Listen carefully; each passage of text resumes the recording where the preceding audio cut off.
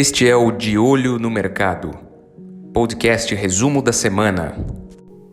Este é o seu De Olho no Mercado, resumo da semana do dia 5 de abril de 2021.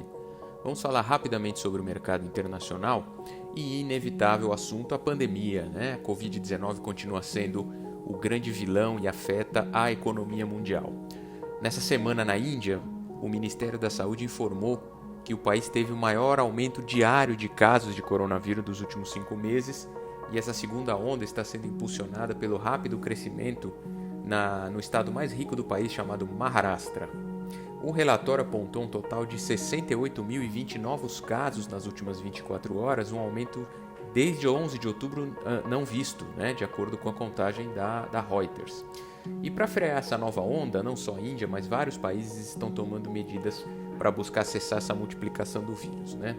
Portugal, por exemplo, suspendeu voos da Grã-Bretanha para Portugal e vice-versa, e do Brasil para Portugal e vice-versa também até o dia 15 de abril, sendo apenas permitidos os voos chamados de humanitários e de repatriamento, ou seja, de residentes brasileiros que estejam no país. Isso tudo de acordo com o Ministério da Administração Interna do país. Em Portugal, até agora, foram mais de 16 mil mortes e quase 820 mil casos da Covid. Quando falamos de América Latina, o assunto não é necessariamente a pandemia, apesar dos grandes problemas, mas recentemente, além disso, exportadores de carne da Argentina estariam sonegando impostos, né? E como consequência, o país suspendeu 15 exportadores que teriam desrespeitado a regulação do setor, e isso deve atrapalhar a exportação de pelo menos 40 toneladas de carne bovina, o que deve impactar muito o mercado globalmente.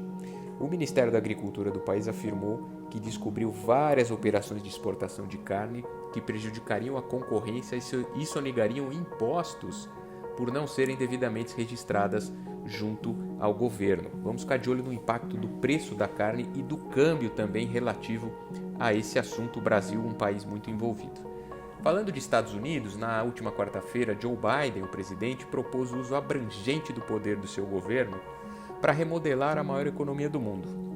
Isso muito frente à ascensão da China, né? Trazendo aí então um plano de mais de 2 trilhões de dólares para colocar o setor privado e corporativo dos Estados Unidos como grande financiador de projetos para colocar de volta aí milhões de norte-americanos em obras de infraestrutura, também no combate à mudança climática e também na promoção de serviços sociais, atendimento a idosos, a crianças, a assistência social de forma geral. Vamos ver como se desenvolve a economia americana após esses anúncios. Vamos falar de Brasil. O Boletim Focus da semana elevou as estimativas do IPCA para quase 4,81%, 12ª alta consecutiva, né?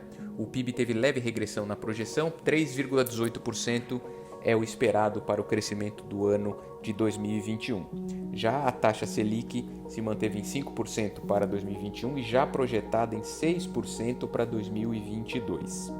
Na última terça-feira, o dia 30, o Banco Central também autorizou o funcionamento de recursos que permitem pagamentos pelo aplicativo de mensagens WhatsApp. O Facebook, que é o dono do aplicativo, foi aprovado como um iniciador de pagamentos, ou seja, os usuários poderão transferir recursos entre si.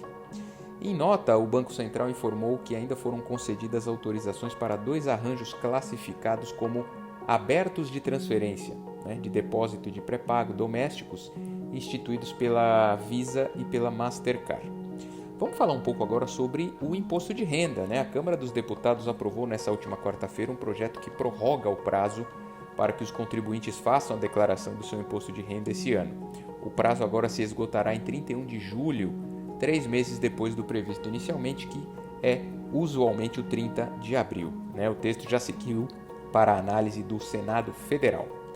No cenário de dólar, a semana começou com um dólar muito alto, aberto em 5,75, e hoje ele já abriu em 5,63 com uma tendência mais forte de queda.